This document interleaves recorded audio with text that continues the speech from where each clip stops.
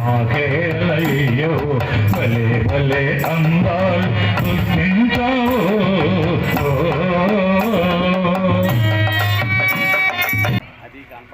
మీరు బయటికి వెళ్ళారు, అడుగుతారు మీ కులం ఏమిటి అని అడుగుతారు. మీరేం చెబుతారు? కులం ఏమిటంటే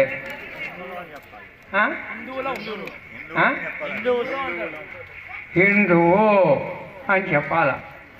ఒక అతను నన్ను అడిగాడు, స్వామీజీ మీ కులం ఏమిటి అన్నారు.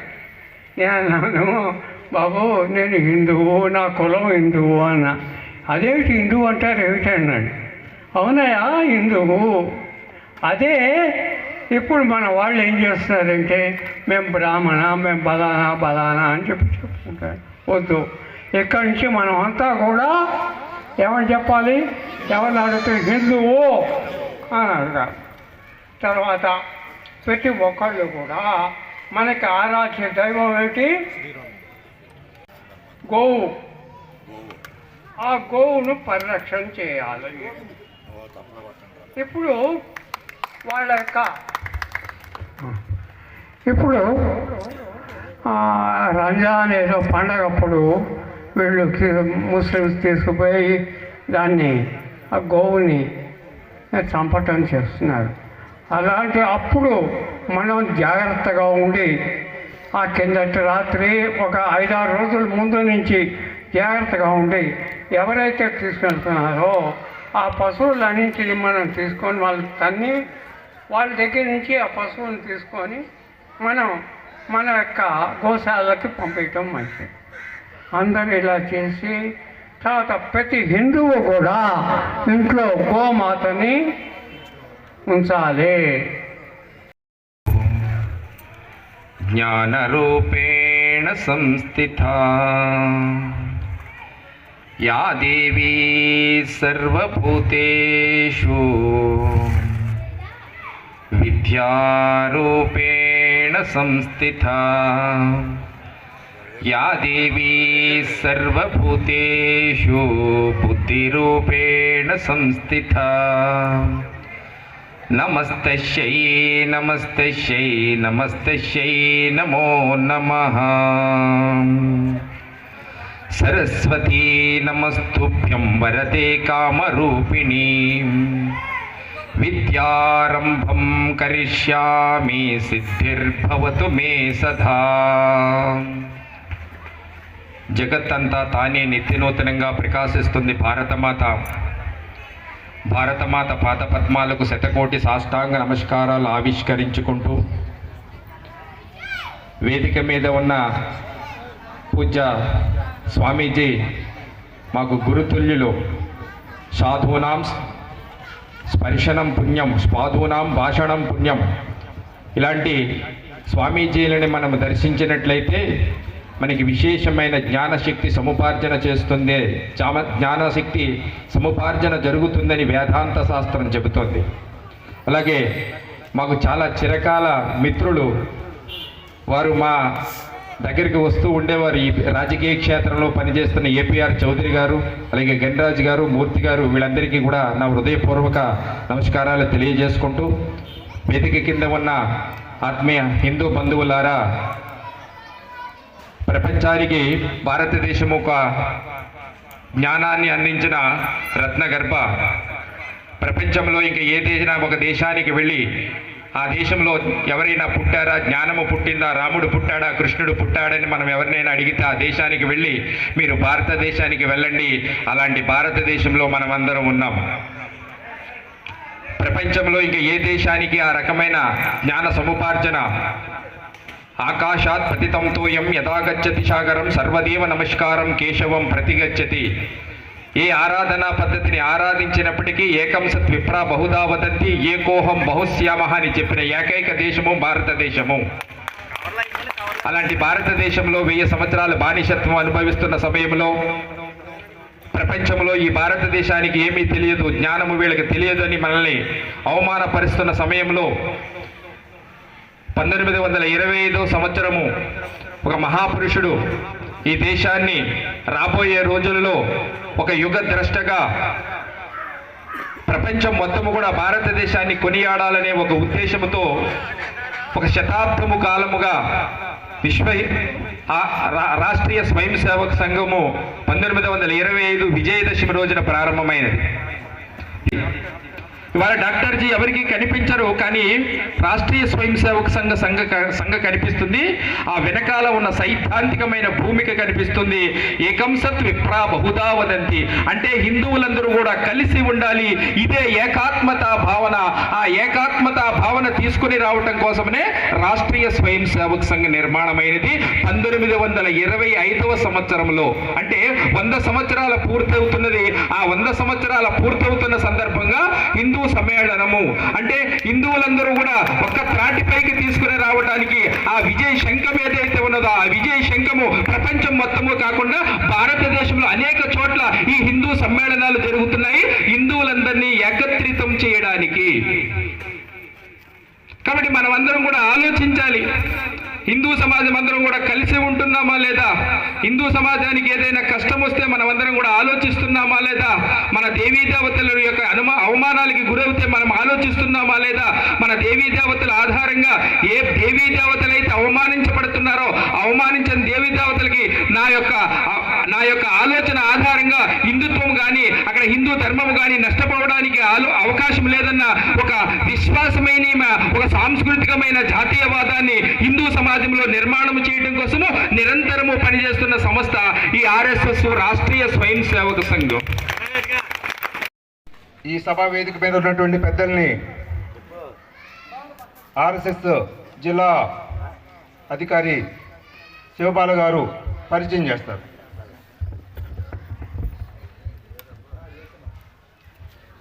అందరికీ నమస్తే.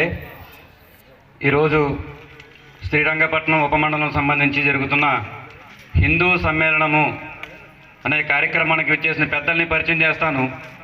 శ్రీ బీశెట్టి గణిరాజ్ గారు ఈ హిందూ సమ్మేళన నిర్వహణ సమితికి అధ్యక్షులు. 25 సంవత్సరాలుగా LICలో సేవలు అందించి చైర్మన్గా మరియు మెంబర్గా వ్యవహరించడం జరిగింది. అలాగే $1 మిలియన్ రౌండ్ టేబుల్ అమెరికాలో అవార్డు గ్రహీతగా పూజ్య సత్యానంద తీర్థ స్వామీజీ వారు మనకి ఈరోజు ముఖ్య అతిథిగా విచ్చేస్తున్నారు. గాదరాల గ్రామంలో వారు ఉంటారు. ఏపీఆర్ చౌదరి గారు మనందరికీ సుపరిచితులు, సామాజిక కార్యకర్త, మన కార్యక్రమంలో పాల్గొంటున్నారు. ఈనాటి ప్రధాన వక్త శ్రీ శివశంకర్ గారు విశ్వ హిందూ పరిషత్ సంబంధించి ప్రాంత మందిర అర్చక పురోహిత సంపర్క ప్రముఖ వారు సంఘ బాధ్యతలో ఉన్నారు. గత 26 సంవత్సరాలుగా వారు ప్రచారక్, పూర్తి సమయ కార్యకర్త. ఒంగోలు కేంద్రంగా ఉంటూ వారు ఆంధ్రప్రదేశ్ మొత్తము పర్యటన చేస్తూ సంఘ కార్యాన్ని ముందుకు తీసుకెళ్తూ ఉంటారు. అట్లాగే మరో పెద్దలు శ్రీ బదిరెడ్డి రాజా గారు శ్రీరంగపట్నం గ్రామంలో ఉంటారు. దేశం నుంచి ఇచ్చేసిన హిందూ సోదరులందరికీ నా కృతజ్ఞతలండి. కానీ మనలో ఇంకా కలిసికొట్టడానికి కనిపిస్తలేదండి. మనం దేశ జనాభాలో 60-70% ఉన్నప్పటికీ కూడా 20%, 15% ఉన్న మతాలకు భయపడుతున్న ప్రభుత్వాలు మన ఎంత పర్సెంటేజ్ ఉన్నా కానీ మనలో యూనిటీ లేకపోవడం వల్ల మనకు కూడా ప్రభుత్వాలు ఏమీ న్యాయం చేయట్లేదు. జనాభా ఎక్కువ ఉన్నాం తప్ప ఏ విధంలోనూ మన న్యాయం జరుగుతలేదు. ఎందుకంటే మనకు యూనిటీ లేదు. మంది ఉన్నాం, కలిసి లేము. మనకి ఇంకా హిందువుల్లోనూ ఐక్యత ఉంటే కానీ మన మతాన్ని మనుగడగా సాధించడం కష్టం. దీనివల్ల ప్రతి ఊరు కూడా ఇప్పుడు ముఖ్య ఉద్దేశం కూడా ఈ సమ్మేళనం పెట్టడానికి కారణం, ఒక ప్రాబ్లం ఒక ఊళ్ళో వచ్చిందంటే ఒక ఊరు నుంచి పోరాడితే బలం తక్కువ ఉంటుంది. మండలాన్ని 3 జోన్లుగా విభజించారు. శ్రీరంగపట్నం, కోటి, మునగాల, రాఘవపురం, గరగలంపాలెం, కోటి కేశవరం. ఈ విలేజ్లో హిందూ మతానికి సంబంధించి ఏ ప్రాబ్లం వచ్చినా ఈ అన్ని ఊర్లు కలిసి ప్రాబ్లం కలిసికట్టుగా పోరాడతాయి. మన వల్ల కాకపోతే కోరుకొండ మండలం అన్ని విలేజ్లు కూడా వచ్చి పోరాడతాయి. ముఖ్య ఉద్దేశం అది ఈరోజు ఈ సమ్మేళనం పెట్టడానికి కారణం. ఈరోజు హిందూ ధర్మ విశిష్టత కోసం, సమైక్యత కోసం, వైభవం కోసం మనం ఈ యొక్క హిందూ సమ్మేళనాలు దేశవ్యాప్తంగా జరుపుకుంటా ఉన్నాం. RSS రాష్ట్రీయ స్వయం సేవక సంఘం దీన్ని స్థాపించి 100 సంవత్సరాలు అయినటువంటి సందర్భంగా ఈ ఒక 100 వసంతాల యొక్క కార్యక్రమాలు ఈ సంవత్సరం అంతా దేశమంతా జరుగుతూ ఉన్నాయి. మనం ఈ రోజున శ్రీరంగపట్నం గ్రామంలో ఇప్పుడు 5 గంటలకి మనం ఇక్కడ ఈ యొక్క హిందూ సమ్మేళనం నిర్వహించుకుంటా ఉన్నాం. అదేవిధంగా ఉదయం సీతానగర మండలంలో కాటవరంలో కూడా జరిగింది ఇలాంటి కార్యక్రమం. అదేవిధంగా ఉదయం రాజానగర మండలం వెలుగుబందులో కూడా ఒక పెద్ద కార్యక్రమం జరిగింది.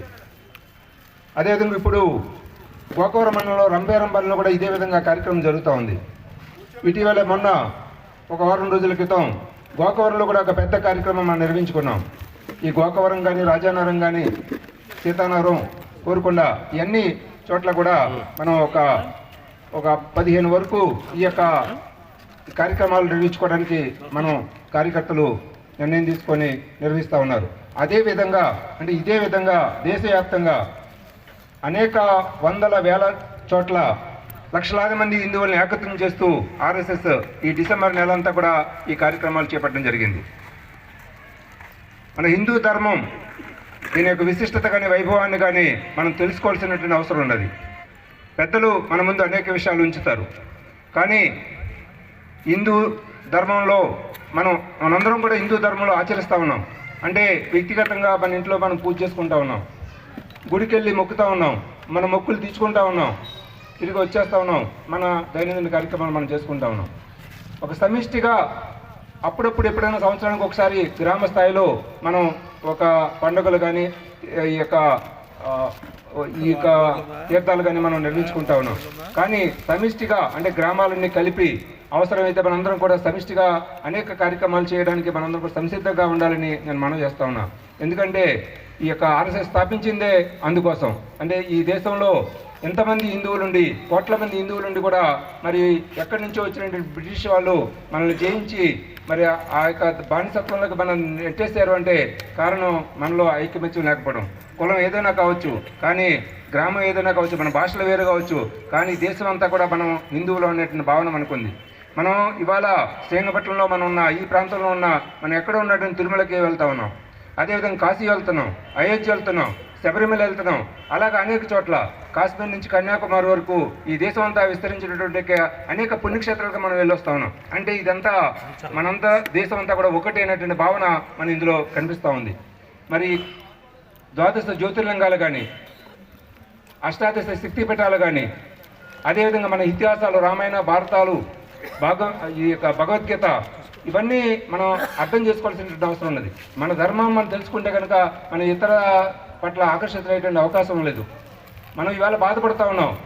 మన సోదరులు మనకు సంబంధించినటువంటి వ్యక్తులు లేదా మన గ్రామంలో మన చుట్టుపక్కల గ్రామాల్లో వేరే మతంలోకి వెళ్తున్నారు, మనల్ని వీడి వెళ్తున్నారు అనేటువంటి మన మతంలోకి అంటే వేరే దాంట్లోకి వేరే ధర్మంలోకి వెళ్తున్నారు అంటే కనుక మనం చాలా నష్టపోతాం. అంటే మన సంస్కృతి సాంప్రదాయాలు దెబ్బతింటాయి.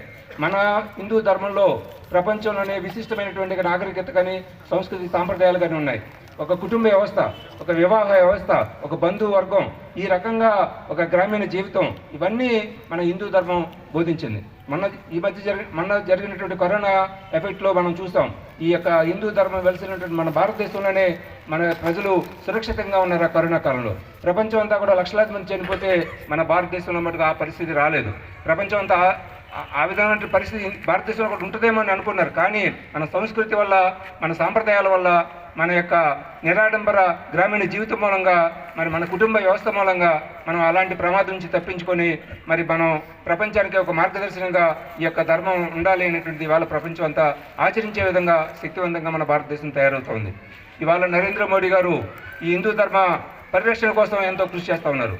500 సంవత్సరాల క్రితం కూలిపోయినటువంటి అయోధ్య రామాలయాన్ని మనం పునర్నిర్మించడం కానీ, అనేక విధాలుగా హిందూ ధర్మాన్ని విశిష్టతని ప్రపంచం అంతా చాటడంలో కానీ, మన భారతదేశ శక్తియుక్తుల్ని ప్రపంచం అంతా చాటడంలో కానీ, మరి అనేక రకాల అభివృద్ధి కార్యక్రమాలు చేయడంలో కానీ ఇవాళ భారతదేశం ప్రపంచానికి ఒక మార్గదర్శనంగా, ప్రపంచానికి ఒక జగద్గురువుగా వెలుసెలుతుందంటే ఈ యొక్క జాతీయవాద, ఈ యొక్క హిందూ ధర్మ ఆచరణలో మనం చూపిస్తున్నాం. కాబట్టి కాశ్మీర్ నుంచి కన్యాకుమారి వరకు కూడా మనం ఒక బలమైనటువంటి ఒక శక్తిగా మనం ఎదుగుతూ ఉన్నాం. మన ప్రాంతంలో కూడా మనం ఆ రకంగా అభివృద్ధిని సాధించాలన్నా మనలో ఉన్నటువంటి విభేదాలు విస్మరించి రాజకీయాలు మన ఏ పార్టీ అయినా మనం వెళ్ళొచ్చు. అది కేవలం ఎన్నికల వరకు మాత్రమే పరిమితమై ఉండాలి. ఎన్నికల్లో మనకి ఇష్టమైనటువంటి పార్టీని మనం ఎన్నుకుంటాం 5 సంవత్సరాలకు ఒకసారి. ఆ తర్వాత మళ్ళీ మన గ్రామం గురించి, మన కుటుంబం గురించి, మన ప్రాంతం గురించి మనం ఆలోచించుకోవాల్సినటువంటి అవసరం ఉన్నది. రాజకీయ పార్టీలు 2-3 పార్టీలు, 4-5 పార్టీలు మనం ఉన్నప్పటికీ కూడా విభేదాలు మనం పెట్టుకొని గ్రామాన్ని మనం నాశనం చేసుకునే విధంగా, మన కుటుంబ వ్యవస్థ నాశనం చేసుకునే విధంగా మనం వ్యవహరించకూడదు. ఆ రకంగా రాబోయే రోజుల్లో మన యొక్క హిందూ ధర్మాన్ని మనం కాపాడుకుంటూ ఈ ప్రాంత అభివృద్ధికి మనందరం కలిసికట్టుగా పనిచేయాలనేటువంటి తలంపుతోటి మనం ఉండాలి. ఇవాళ దురదృష్టం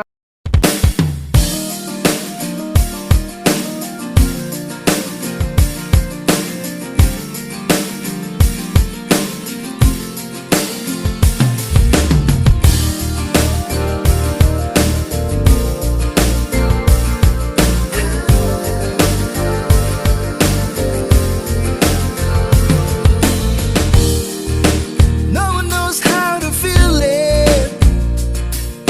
A whisper in the air, humming softly to the leaving. I see a flame inside me, shining on the streets of mine. My soul was weakening. I found you. My words now complete. I thought it was impossible, but that's how things were to me. I love you.